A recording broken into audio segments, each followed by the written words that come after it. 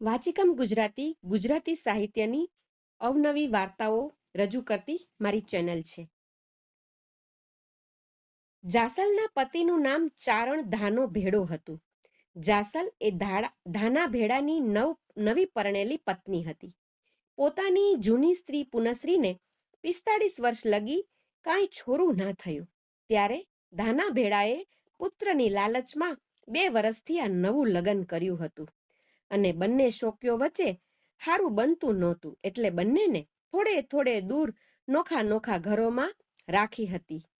ધાનો મોટે ભાગે નવા ઘરનો અતિથિ રહેતો અને એટલા માટે જ પુનશ્રીને આ ઈર્ષાનું કારણ બની જતું હતું.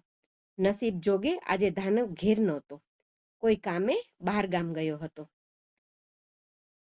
આગળ વાર્તામાં શું બન્યું એ જાણવા માટે યુટ્યુબ પર વાચિકમ ગુજરાતી ચેનલ સબસ્ક્રાઇબ કરો અને પૂરી વાર્તા સાંભળો.